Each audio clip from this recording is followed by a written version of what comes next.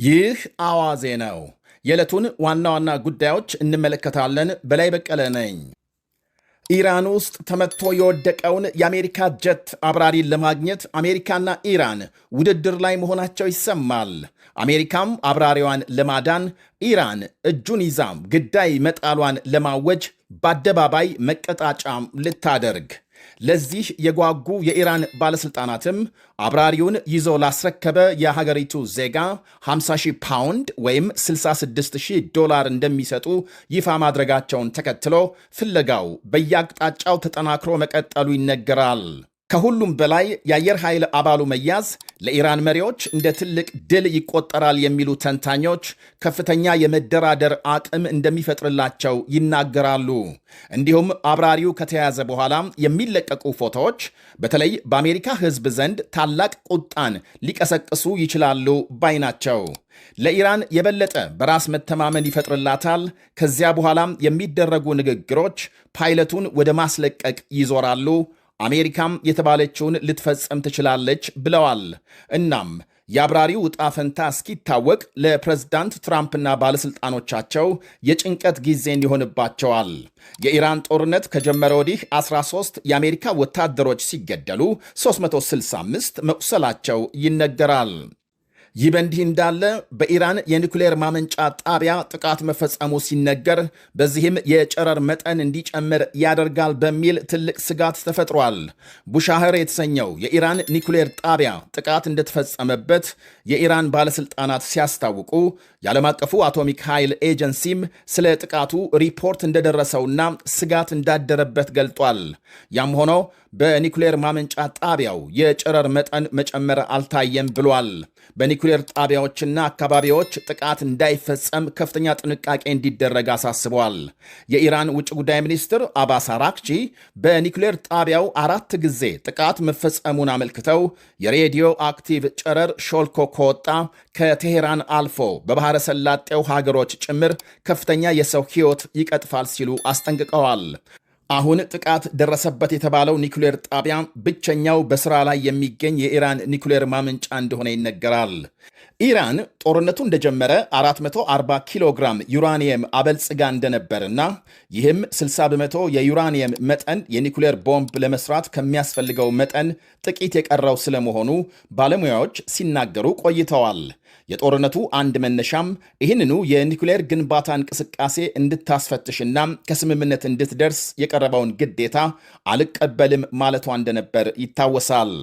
ይህ በእንዲህ እንዳለ ፕሬዝዳንት ትራምፕ ኢራን በ48 ሰዓታት ጊዜ ስምምነት ካልደረሰች ወይም የሆርሙዝን ሰርጥ ካልከፈተች ከፍተኛ መቅሰፍት ይወርድባታል ሲሉ አስጠንቅቀዋል። ትራምፕ ለሁለት ጊዜ ያህል ተመሳሳይ ጊዜ ገደብ ማዘግየታቸው የሚታወስ ሲሆን የአሁኑ እስከ ሰኞ ይቆያል። በማኅበራዊ መገናኛቸው ዛሬ ባሰፈሩት ጽሑፍ ለኢራን የ10 ቀናት ጊዜ ገደብ መስጠታቸውን በማስታወስ ጊዜው እያለቀ ነው፣ ሁሉም አይነት የጥፋት አይነቶችን ከማውረዳችን በፊት ከስምምነት ሊደርሱ አሊያም ሆርሙዝን ሊከፍቱ ግድ ነው ብለዋል። በመጨረሻም ክብር ለእግዚአብሔር ይሁን ሲሉም አጠቃለዋል። ግሎሪ ቢቱ ጋድ ጽሑፋቸውን ሲጨርሱ ለዚህ አዲስ የትራምፕ ማስጠንቀቂያ የኢራን ባለሥልጣናት እስካሁን ምላሽ አልሰጡም።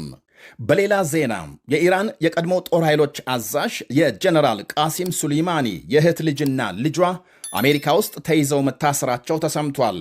ሐምዴህ ሱሊማኒ አፍሻርህ የተባለችው የሱሊማኒ የእህት ልጅና ልጇ የአሜሪካ ቋሚ የመኖሪያ ፈቃዳቸው በውጭ ጉዳይ ሚኒስትር ማርኮ ሩቢዮ ትዕዛዝ እንዲነሳ ከተደረገ በኋላ ተይዘው መታሰራቸውን ዘገቦች አመልክተዋል። ለምን እንደታሰሩ ለጊዜው የተባለ የለም። ጀነራል ቃሲም ሱሊማኒ በትራምፕ የመጀመሪያው የስልጣን ዘመን ባግዳድ ውስጥ መገደላቸው ይታወሳል።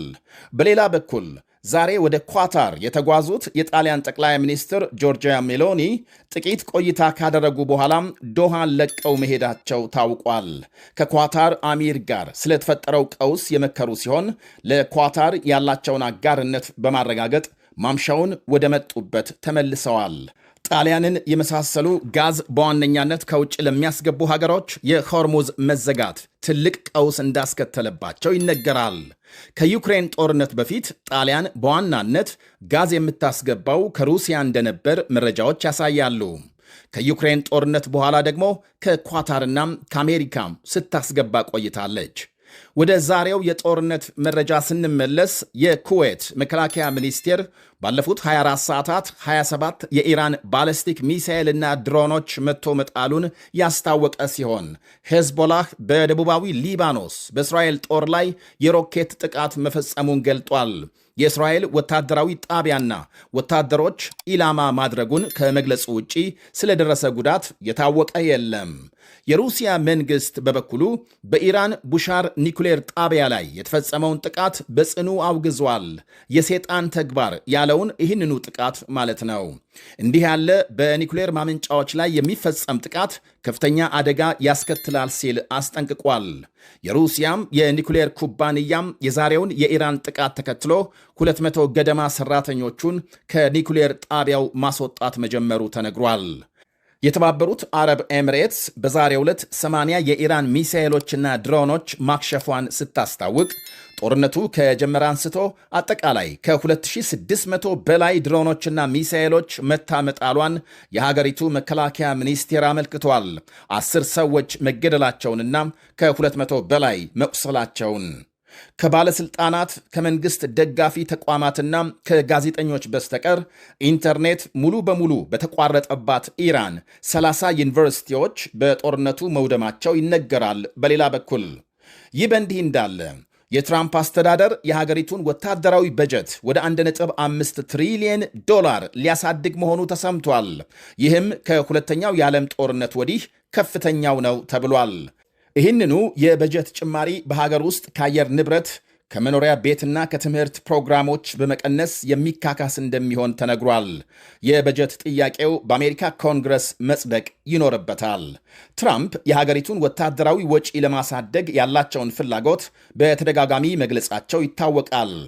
ትራምፕ ለቀጣይ ዓመት ከጠየቁት በጀት 152 ሚሊዮን ዶላሩ ሳን ፍራንሲስኮ አቅራቢያ ተዘግቶ የነበረውን ታዋቂ እስር ቤት መልሶ ለመክፈት እንደሚውል ማስታወቃቸው ተቃውሞ አስከትሎባቸዋል።